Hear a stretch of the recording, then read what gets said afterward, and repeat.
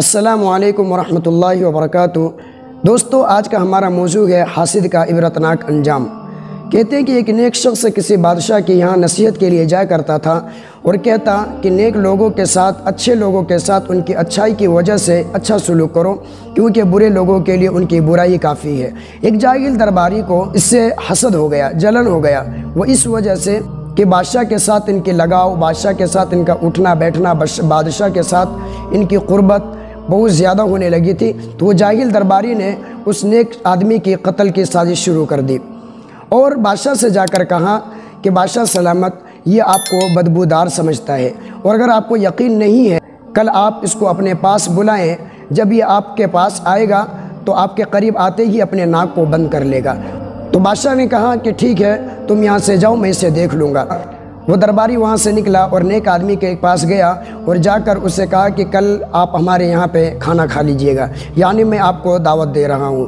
اور انہوں نے اسے دعوت دی اور دعوت میں اسے لہسن کھلایا۔ وہ شخص دعوت کھا کر واپس آیا اور آنے کے بعد دربار میں آیا بادشاہ کے پاس، اور حسب عادت، جو ان کی عادت تھی، اپنی عادت کے مطابق انہوں نے کہا کہ اچھے لوگوں کے ساتھ ان کی اچھائی کی وجہ سے اچھا سلوک کرو، کیونکہ برے لوگوں کے لیے عنقریب ان کی برائی کافی ہوگی۔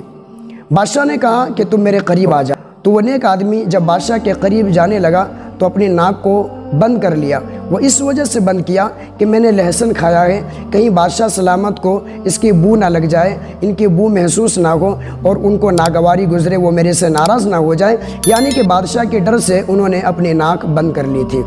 تو بادشاہ نے سوچا کہ وہ آدمی بالکل ٹھیک کہتا تھا، وہ درباری بالکل ٹھیک کہتا تھا، یہ تو مجھے بدبودار سمجھتا ہے، اس لیے میرے قریب آتے ہی اس نے ناک بند کر لی۔ بادشاہ کی ایک عادت تھی کہ انہوں نے اپنے ہاتھ سے جتنے فرمان جاری کرتے ہیں، خاص اپنے ہاتھ سے، وہ محض انعام کے لیے کرتے، کسی کی سزا کے لیے نہیں کرتے۔ لیکن اس بار بادشاہ نے اس نیک آدمی کے خلاف ان کے قتل کرنے کے لیے ایک خط لکھا اور ایک گورنر کو خط لکھا، اور اس میں لکھا کہ یہ آدمی جب خط لے کر آپ کے پاس آئے تو آپ اس کو قتل کر دو اور اس کے کھال میں بھوسا بھر کے مجھے بھیجوا دو۔ کے ہاتھ میں جب خط آیا تو اس نے یہ خط لیا اور لے کر جب جانے لگا تو وہی جاہل درباری جو سازشی تھا وہ راستے میں ملا اور پوچھا کہ آپ کہاں جا رہے ہو؟ تو انہوں نے کہا کہ بادشاہ نے میرے انعام کے لیے شاید خط لکھی ہے، تو یہ لے کر میں فلاں جگہ جا رہا ہوں۔ انہوں نے کہا کہ ایک کام کرو، یہ خط مجھے دے دو اور تم بادشاہ کے پاس چلے جاؤ۔ تو اس نیک آدمی نے اس کو بخوشی اس درباری کے حوالے وہ خط کر دیا۔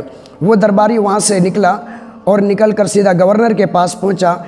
گورنر نے جیسے خط کھولا تو اس میں لکھا ہوا تھا کہ میں آپ کو قتل کر دوں اور قتل کرنے کے بعد آپ کے کھال میں بھوسا بھر کے میں بادشاہ کو بھیجوا دوں۔ تو وہ شخص کہنے لگا کہ میرے بارے میں اللہ تعالیٰ سے ڈرو اور مجھے چھوڑ دو تاکہ میں بادشاہ سے رجوع کر سکوں۔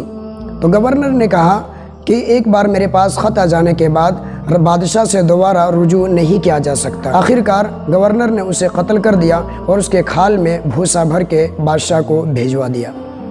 اور یہ اللہ والا شخص، یہ جو نیک آدمی تھا، یہ پھر دربار کے اندر واپس آیا اور آ کر حسب عادت یہ کہنے لگا کہ اچھے لوگوں کے ساتھ ان کی اچھائی کی وجہ سے اچھا سلوک کرو، کیونکہ برے لوگوں کے لیے ان کی برائی کافی ہے۔ تو بادشاہ بڑا حیرت زدہ ہو گیا اور کہنے لگا کہ آپ نے وہ خط کا کیا کیا جو میں نے آپ کو لکھ کے دیا تھا؟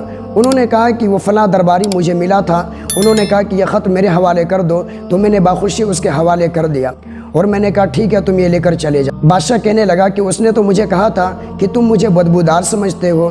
وہ نیک آدمی کہنے لگا کہ خدا جانتا ہے میں نے آپ کو کبھی نہ ایسا سمجھا ہے نہ ایسا کہا ہے۔ تو بادشاہ کہنے لگا کہ تم سچے ہو، تم جاؤ اور وہاں جا کر بیٹھ جاؤ۔ جو برا آدمی تھا وہ اپنی برائی کے انجام تک پہنچ گیا۔ دوستو، اللہ عز و جل ہم سب پر رحم فرمائے کہ آج ہم ایک دوسرے سے کتنا حسد کرتے ہیں، کتنا بغض کرتے ہیں، کتنا جلتے ہیں، ایک دوسرے کو کتنا نقصان دینے کی کوشش کرتے ہیں، ایک دوسرے کو کتنی پریشانی دینے کی کوشش کرتے ہیں۔ اللہ کے نبی صلی اللہ علیہ وسلم نے فرمایا کہ اپنے بھائی کی پریشانی پر خوشی کا اظہار مت کرو، کہیں ایسا نہ ہو کہ اللہ تعالیٰ اس سے نجات دے کر تمہیں اس میں مبتلا کر دے۔ اسی لیے میرے عزیزو، اللہ تعالیٰ سے دعا کرو کہ اللہ تعالیٰ ہم سب کو حاسدین کی حسد سے بچائے، ہم سب کو بھی بغض و حسد سے اللہ حفاظت فرمائے۔ اللہ تعالیٰ سب کے ساتھ پیار اور محبت کے ساتھ، اتفاق اور محبت کے ساتھ رہنے کی توفیق عطا فرمائے۔